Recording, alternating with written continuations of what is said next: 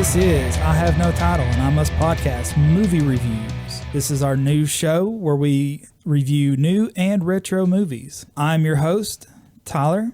And Chris. And today's movie is Spider-Man Across the Spider-Verse. In Spider-Man Across the Spider-Verse, we see Miles Morales, now more comfortable in his role as Spider-Man, face off with the villain The Spot, who is believed to be just another bad guy of the week, but may be a bigger threat to the multiverse than anyone can imagine. And when Miles is reunited with Gwen, we find the rift created into the Spider-Verse was not as closed as they believed it to be. And there is a group of Spider-Man from all across the multiverse trying to right the wrongs that rift has caused. But trouble arises when how best to solve those problems comes up. Yes, and secrets are kept, and we're going to keep them secret here too. Secrets are kept from Miles, and you, the audience, who hasn't gone to see the movie yet. If you haven't, we're going to try and convince you to go see this movie because it's really good. And we're going to try to do that as spoiler-free as possible. Yeah, we're not gonna spoil anything outright, and except that the movie's kind of long. So get a drink, but if you have a small bladder, please go pee right before you sit down for this movie because it was really good, but it is a little long. Yeah, fun fact about the movie, this movie broke the record for longest animated Western film.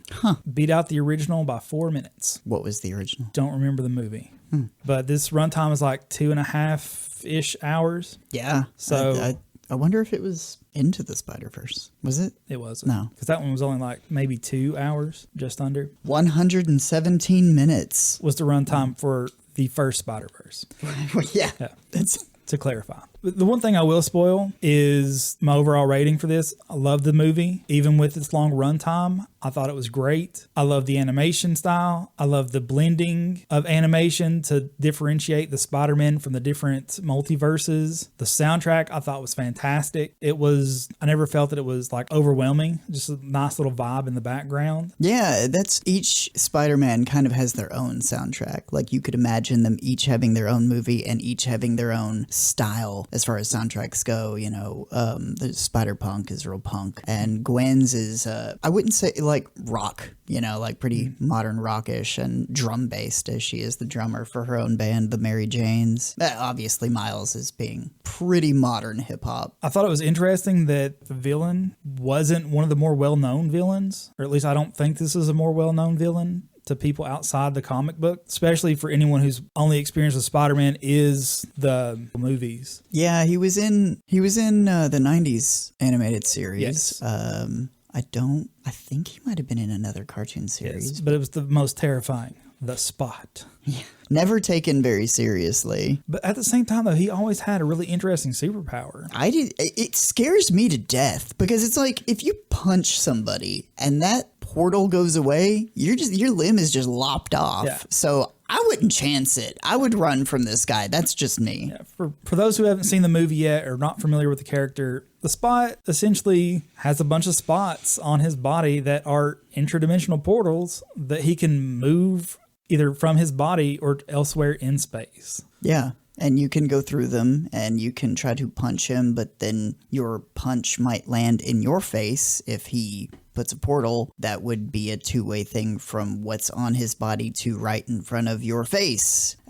So yeah, I would say projectiles all the way for this guy, or you'd have to get creative, which they did when they created this guy. So what's your overall thoughts on the movie? I would give it 21 webs out of 30 webs. I think it was pretty good. I love Miles Morales. I read the original crossover when they had not merged the Ultimate Universe with the regular 616 comic universe. When our Peter Parker from 616 meets Miles, they don't know who they're dealing with because for Miles, his Spider-Man has died and he knows that and he's taken over for him in his universe. So to see a Spider-Man back must be an imposter of some sort. So he thinks there's some sort of chicanery going on, but they quickly realize that they're not. And our Peter is a little jealous of some of Miles's new powers that he has. Yeah. So it's kind of, I wish there had been a Spider-Man from a universe that was like, because we have our, hobo Spider-Man from the first one. He does return. That's in the trailer. spoiler. It's not too spoilery. Peter B. Parker. I just wish he would wear a normal outfit. I don't think he has to be wearing what he's wearing, but that's neither here nor there. We've had our Spider-Man, regular Peter Parker, for like so long. They kind of want to move on from that, at least in this. They don't want to focus on it. There are some of those in the background, but they want to focus on as wide a variety of spider people as possible. And that's fine. It would be kind of cool just to at least see like our Peter Parker from the regular 616 universe. Yes, but one of the things that I think this movie gets right is a little bit of something for everybody. Oh, yeah. If you've seen the first Spider-Verse movie, then you can fall right in. You can see all the little Easter eggs from the first one, all the tie-ins. If you've not seen that one, it still works. There's a few things you'll probably miss, a few characters that'll be overlooked, but as far as following the plot, it's solidly laid out. You don't have to watch the first one to go into this you one. don't actually have to do that. It's almost a standalone thing. Shall we? Can we mention this is the first trailer that came out like I think a year ago or more said part 1. Yeah. They didn't lean into that in the more recent advertising, so some people, myself included, forgot up until toward the end of the movie. I was like, oh, that's right. The reason that this isn't going to end, it's not going to be resolved. It is part 1 of part 2, essentially. Yeah, I don't think that's really a spoiler, but maybe something if you've not seen it yet to keep in mind. If you're expecting this to be tied up, nice little bow at the end of the movie, it's going to be very much like the Lord of the Rings was. Yeah. Where it's like, oh, okay, this is not ended yet. There's more. And the next one is coming out in March, so less than a year away. Yeah. And they've probably got it mostly done. So, I don't think that it is being held up by the writer's strike since it's already been. They don't have to have writers on set and to animate things. It's that kind of a different thing. So, it's that all that process has to be done well in advance, as opposed to like the normal movie making process where you would have a writer on set, or you would consider an actor that's ad-libbing to be a writer, and it complicates matters. So, I don't think that this will be affected yet. We'll see how things go, but hopefully it does come out in March, because I'm chomping at the bit to see the end of this film. Yes, very much. But one more thing I will say that I think this movie really gets right is if you're new to Spider-Man, you can get into this movie. If you've been a long time Spider-Man, then this movie is fun to set and pick out all the little Easter eggs and nuances that they've thrown into the background. Oh, yeah. Especially when this comes out, is released on whatever platform is your preference. It's going to be really fun to go through it frame by frame. Yes, because there's a lot that I picked up on, and I'm sure there's even more that I missed. Oh, yeah. Unless you actually had it and could go through frame by frame, I don't know how anybody could catch them all. I've watched, was it Screen Crush, Ryan Airy from Screen Crush, and he did a breakdown of as many Easter eggs as they could catch. Follow-up video, he was talking about some of the implications of the film, some of the, what it might mean to the MCU's multiverse saga, and how this actually could be a major part of that, or foreshadowing things to come, and how it could be connected, and was still mentioning Easter eggs that he missed from the first video and is kicking himself for. So there's so much laid in there. I think I saw an interesting fact that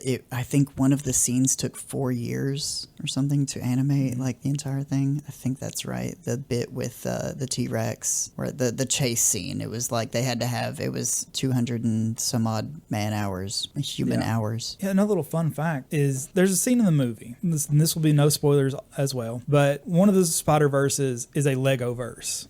Yeah. That entire sequence was done by a 14-year-old boy whose name I forget, and I apologize. I should have looked this up before I said it. You can drop it in afterward. But he had done a Spider-Man trailer like on his own personal time, and the stop motion Legos that he put up on the internet, and they loved it so much that they contacted and paid this 14-year-old kid to animate that entire sequence. Preston Mutanga. Yes. Good going, Preston. That's Yeah. some awesome Legoing. Like, for real, like stop motion in general just takes so much time planning that was done by one kid. It's just impressive. Yes, and just as Miguel said to that Spider-Man, I say to Preston, you're one of the best. Yes. So, you want to dip into spoilers? Before we do spoilers, Okay. that way if anyone wants to dip out for the rest of the video, they don't want to skip and come back, we'll give our final thoughts, and then we'll go into spoilers. All right.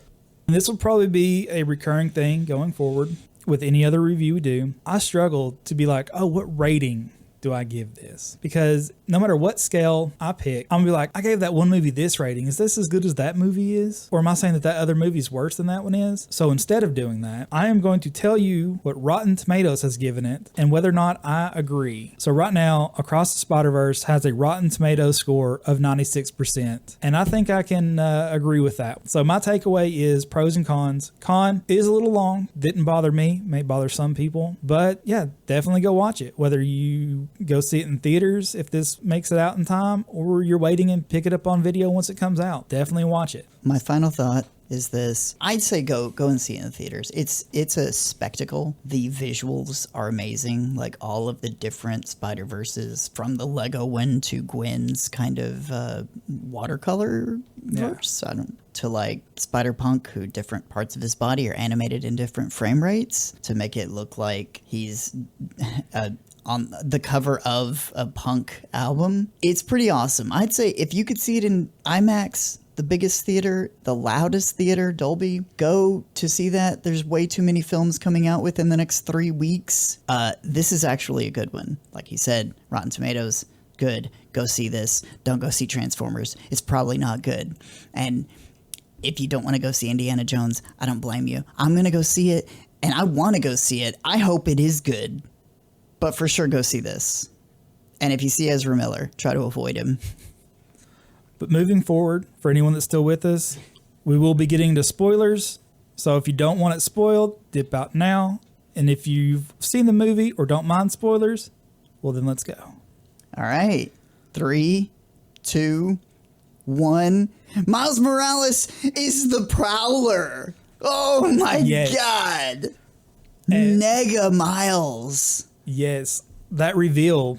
I mean, you kind of see it coming once, you know, the person you think is the Prowler steps back, and it's just like, oh no, he knows. That was an intense scene, but a great one. And can we just say that all the little Easter eggs when you see the villains in the cages? Oh, that's my favorite. That's actually my favorite. Childish Gambino himself we finally see him as the Prowler. I mean, it was in what was it? No Way Home? Not No Way Home. The first Homecoming? I can't remember which one it was. He was in Homecoming. Yeah, okay. With Iron Man. That was the first Spider-Man film because it had Iron Man in it. And, he webs him to the car. And and there's a deleted scene where he actually talks to Miles on the phone or mentions him by name or something. I think that should have been post-credits scene, not completely deleted. I do think that was one of the cool parts about actually seeing this in theaters is that cameo, like getting to see everyone freak out about it. The reactions, I know. I got pretty vocal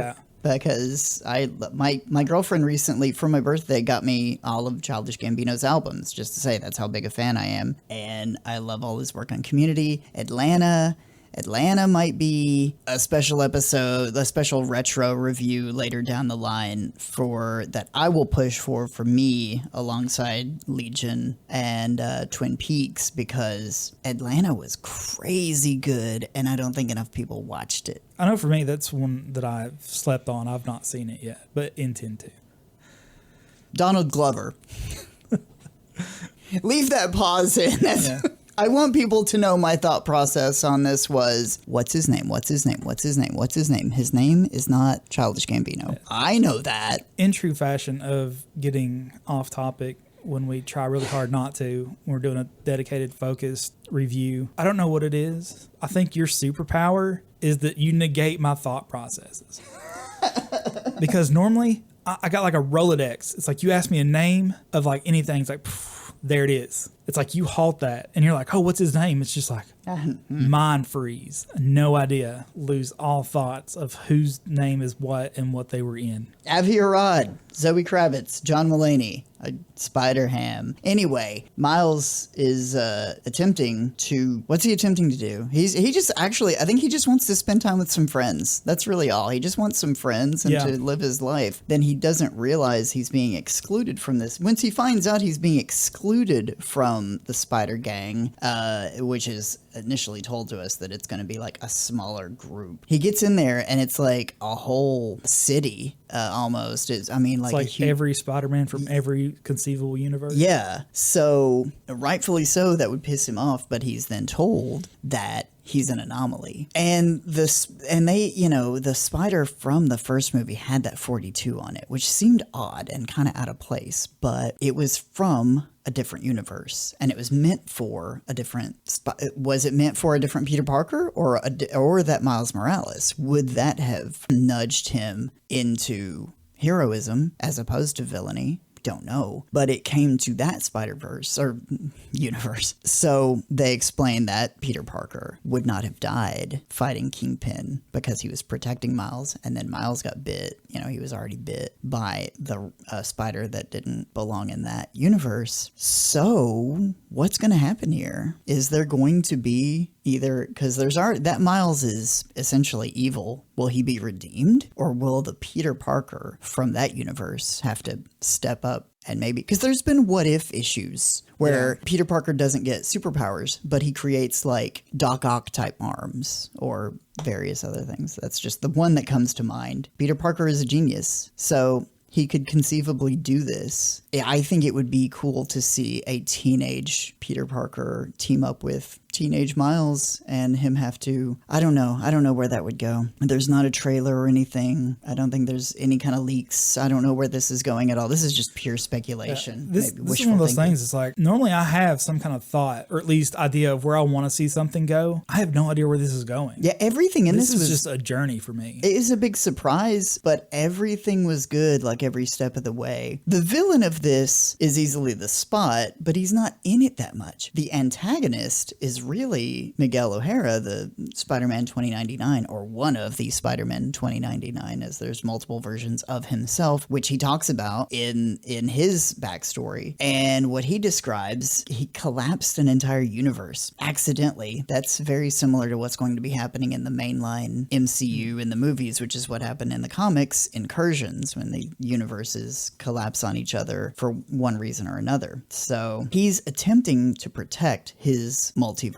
Some people think he might be working with or for the TVA, with or for Kang. I don't know. I don't know how interconnected or involved these Sony's going to be with Marvel or Marvel Studios right now. My speculation is probably very limited.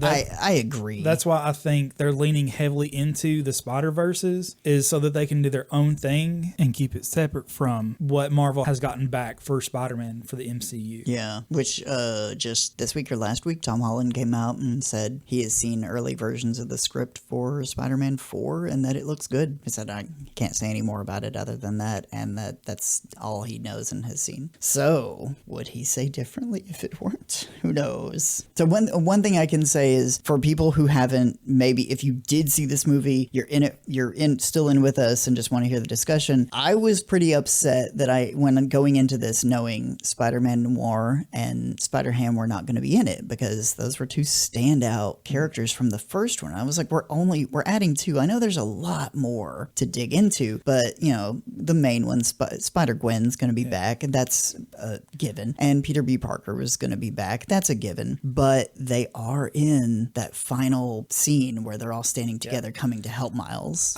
I think Spider-Noir, I can't remember what it is, but I think he's getting something special of his own. I don't remember if it's a TV show, like a one-off movie, or a video game, comic book line. It's something. That or I dreamed it. Which I feel like if not, there's been talk that they should for a long time. So, and he was in one of the games, wasn't Dimensions or Shattered something? I know in the latest Spider-Man games, it wasn't him exactly, but you could get different costumes, skins that gave you different abilities based on what Spider-Man outfit it was, and that was one of them. I'm not a huge, I don't want to be overly critical of Nick Cage. I just wouldn't say like I'm the ultra fan that a lot of people are. Having said that, I think he's fun sometimes, and probably more so in real life than on screen. And the films of his that I do like, I think he's actually been really good in. Adaptation, probably, in my opinion, being his best acting. Having said that, I loved the simplicity of Spider-Man Noir. He was funny and unironic.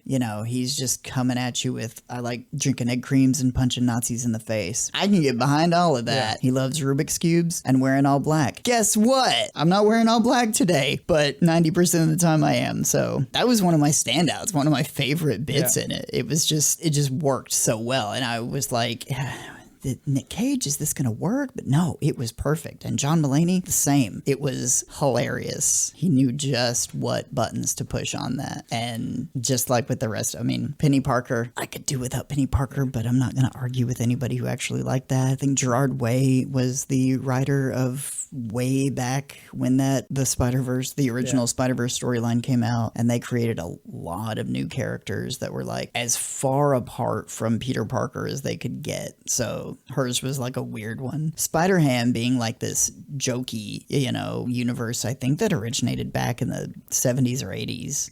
It's pretty old. I think Spider-Gwen is one of the best ideas that they've come up with for an alternate Spider-Man, period. Other than Miles, of course. But just the idea that these long dead characters would, in another universe where everything is reversed, and they could have done a weird thing with that where it's like he becomes Man Spider or something, but that Peter Parker becomes the Lizard. Oh my God. And because I turned to my girlfriend in the theater and said, like, that's Peter Parker. And she was like, yeah, I know. And I was like, but do you know what happens to him? He becomes the Lizard. That's, because he wanted to be like her, because he knew her secret. I wish that would get its own movie. It won't, but that's just, the Lizard has always been an intriguing villain for me because Dr. Kirk Connors is a friend of Spider-Man's. Yeah.